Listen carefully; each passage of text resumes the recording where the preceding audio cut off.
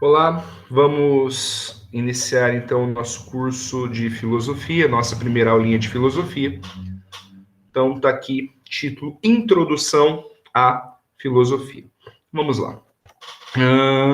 Pessoal, primeira coisa, existe a filosofia, vamos dizer assim, no macro senso, numa interpretação mais geral, mais literal, filosofia de forma espontânea, que é aquela traduçãozinha que nós fazemos desde o primeiro ano. Filo, aquele que busca, é o amigo. A sofia, a verdade, a sabedoria. Então, filósofo, amigo da sabedoria. Filósofo, aquele que busca a sabedoria, o caminho é a filosofia. Então, assim, a filosofia é o seguinte, cara, toda vez que você realmente esteja pensando, sinceramente, desfazendo dos seus preconceitos, desfazendo dos seus próprios interesses, você está pensando realmente e sinceramente sobre um tema, você está fazendo filosofia. Então, filosofia é o pensar livremente de preconceitos, de seus interesses, é o pensar puro, é o alcançar a verdade, independente de tudo. Já a filosofia no estrito senso, filosofia como disciplina, como área do saber, é o estudo dos principais pensadores que compuseram ao longo de 2.000 anos e meio os principais campos de saberes. Então, são os pensadores que, a partir de uma tradição histórica, ou seja, desde a Grécia Antiga até hoje, elaboraram áreas do conhecimento, como filosofia política, estética, lógica, entre outros, e debates pertinentes ao pensamento ocidental. O que nós estudamos, ou o nosso objetivo de ter filosofia no ensino médio é, primeiro, te dar a capacidade do filo, tornar o aluno capaz de buscar a verdade sozinho, dar elementos que a sua filo, a sua busca, seja mais elaborada, mais profunda, mais abrangente e mais pautada em conhecimento e tornar capaz de fazer críticas. E o segundo é estudar esses pensadores, essa tradição filosófica. Então, por que da filosofia no ensino médio? Colaborar para o aluno buscar o caminho. Colaborar para que o aluno seja capaz de trabalhar a verdade. Dar ferramentas filosóficas e socioculturais para que o aluno seja capaz de buscar o caminho. E, basicamente, isso vai se basear na interpretação e produção de texto. Capacidade de ler questões e resolver e produzir textos utilizando filósofos. Esse é o primeiro passo da introdução. Quando nós trabalhamos filosofia, é muito importante nós fazermos diferenças dos campos do conhecimento. A episteme. Epistemologia é estudo de onde vem o conhecimento. Episteme, do grego, significa conhecimento, campo do conhecimento. Hoje, existem 5 campos do conhecimento, 5 lugares da onde nós extraímos o nosso conhecimento. O primeiro é o senso comum, é o pensamento acrítico, popular, passado de gerações por pessoas mais velhas ou por oráculos, né, líderes religiosos mais velhos. É o pensamento que diz a sabedoria dos nossos pais e dos nossos avós, que dizia assim: João de Barro, não é? Papagaio que anda com João de Barro vira servente de pedreiro. Galinha que acompanha pato morre afogado. São esses dizeres populares, essas sabedorias intuitivas passadas de pai para filho. É um campo do conhecimento. A arte são todo o conhecimento que você tira ao contemplar uma arte. É o que você aprendeu com o Harry Potter, é o que você aprendeu com o Senhor dos Anéis, é o que você aprendeu com as músicas. Arte é todo o conhecimento tirado das séries, filmes, músicas, livros, entre outras coisas. A religião é o campo do conhecimento, da onde você extrai os saberes das narrativas, da história, das histórias narrativas, como a caso da Bíblia, a história de Jesus Cristo, e das tradições, missa, hóstia, confissão, isso trabalhando a religião católica, né? Dentre outras muitas que tem por aí. O pensamento filosófico, que é esse que nós vamos estudar aqui, é o pensamento crítico e coerente.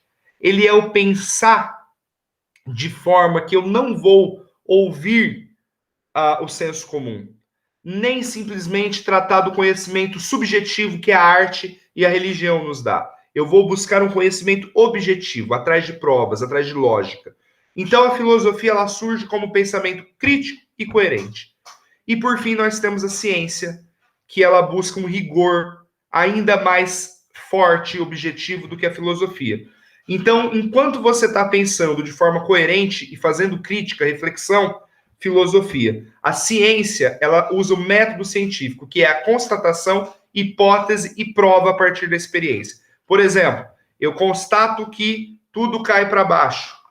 Hipótese, existe uma força que atrai os corpos para baixo. Prova, eu fico soltando as coisas até o fim e nada cai para cima. Então eu utilizei o método científico. A ciência, então, ela veio da filosofia, né? Ela é um rigor maior, ela é mais exige provas, coisas que a filosofia por si não exige. Por exemplo, é possível você ser coerente sem provar. Por exemplo, eu digo a você, Deus existe porque tudo que no mundo é organizado necessita de uma mente organizadora. Exemplo, meu quarto só se organiza quando a minha mente organiza o quarto não se organiza sozinho. Uma vez que a natureza é organizada, é necessário de uma mente maior do que a natureza para organizá-la. Dia e noite, fases da lua, estações do ano. Ou seja, existe uma mente maior do que a natureza que a organiza, portanto, Deus.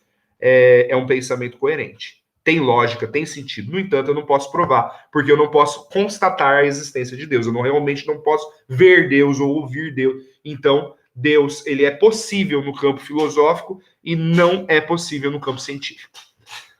Campos do conhecimento diferente. A filosofia, ela é um resultado do mito.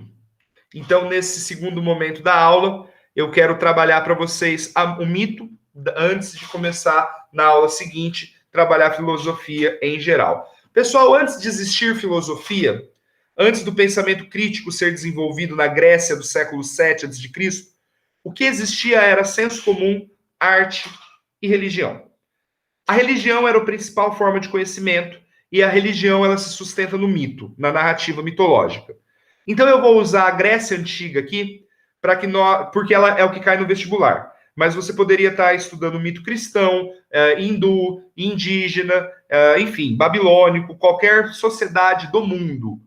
E em qualquer tempo histórico tem seus mitos. Aqui eu vou estudar com vocês um pouquinho da estrutura mítica da Grécia Antiga, justamente porque é esta estrutura que é cobrada. Mas tenham consciência, antes do ano 700 a.C., o mito era a principal forma de conhecimento. Toda a sociedade tem mito, todo tempo tem mito, e hoje em dia nós temos mito, tá bom? Apesar daqui eu focar a Grécia Antiga. Todo mito trabalha um passado mitológico. Por exemplo, Jesus está num passado mitológico, 2.000 anos atrás. Moisés, então, 3.600 a.C. O passado mitológico da Grécia Antiga, você que estuda história, é o chamado período pré-homérico, 1900 a 100 a.C., aonde ocorreu a chamada Guerra de Troia. É um chamado passado mitológico. A narrativa busca ensinar fenômenos sociais e naturais. Então, todo mito, ele existe a partir do momento que ele vai ensinar, explicar. O mito é uma história, uma narrativa, que tem o objetivo de explicar fenômenos sociais, como por aí fenômenos naturais. Só que toda a sociedade possui uma forma especial de mito, chamada epopeia. A epopeia é uma narrativa épica, ou seja, que conta a história de uma época inteira, uma era inteira, e nesta narrativa existem a presença de forças cósmicas, ou seja, força que envolve o universo inteiro, boas e más. E nessas narrativas são protagonizadas, ou seja, é o personagem principal, a figura de um herói. Esse herói luta contra o mal, supera as vicissitudes, os obstáculos a partir da moral e ele se torna exemplo. Então, o herói das epopeias, eles são. Só um segundo. Gravando aula, depois eu ligo.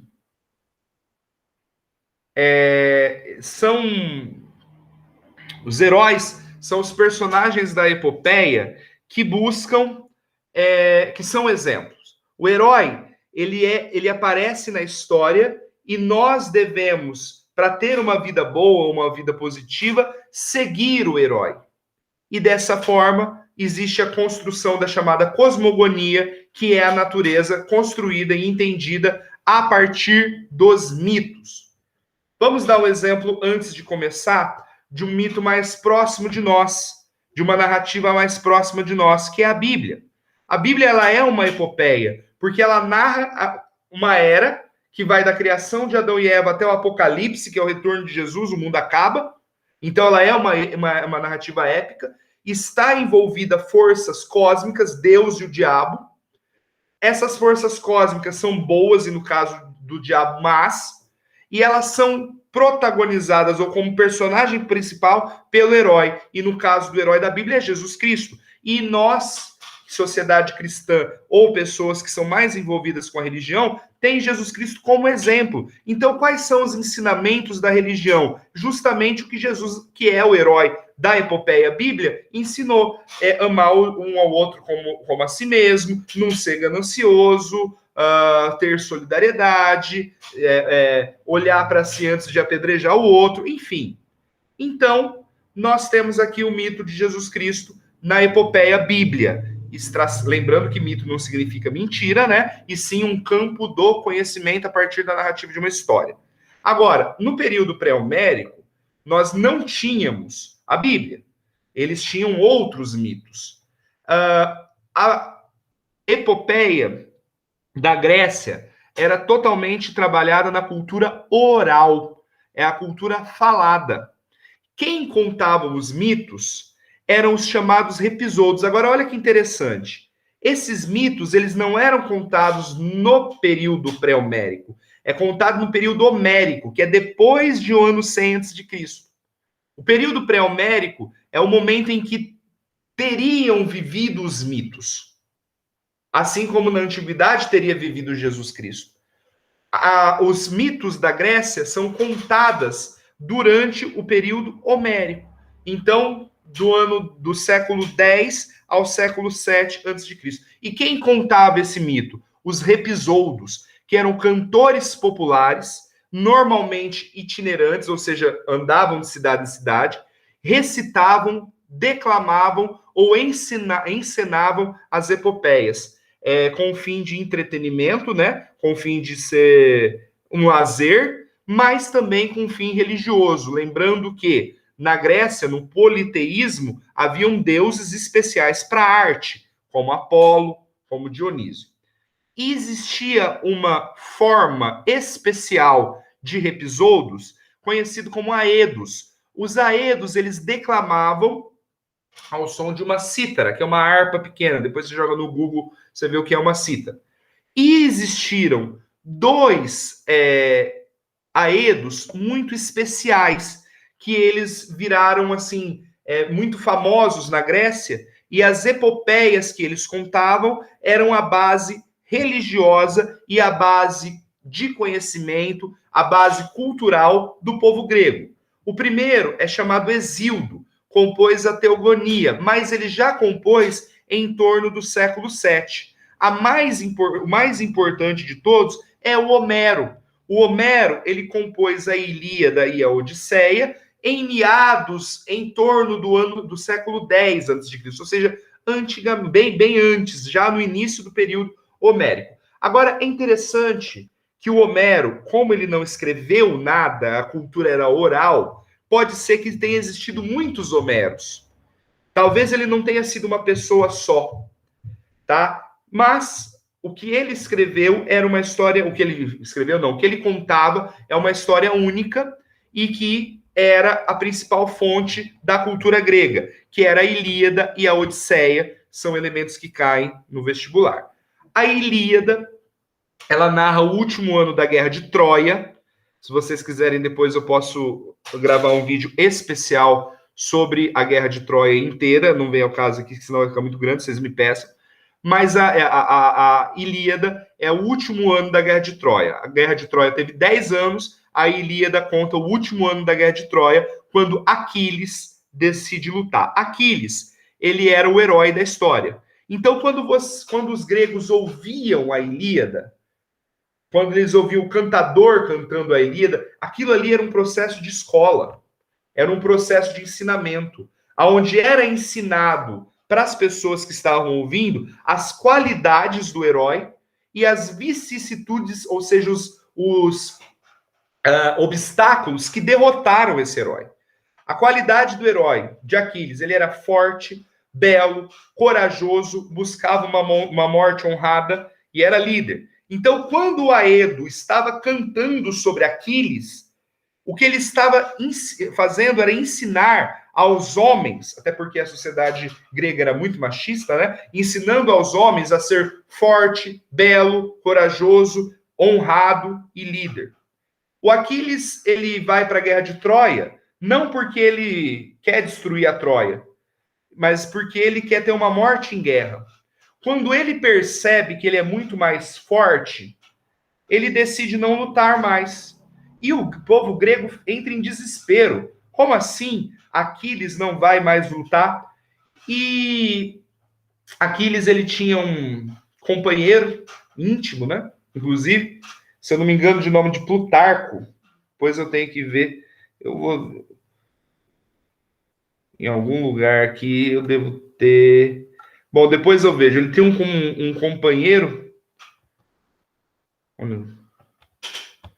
Companheiro de Aquiles.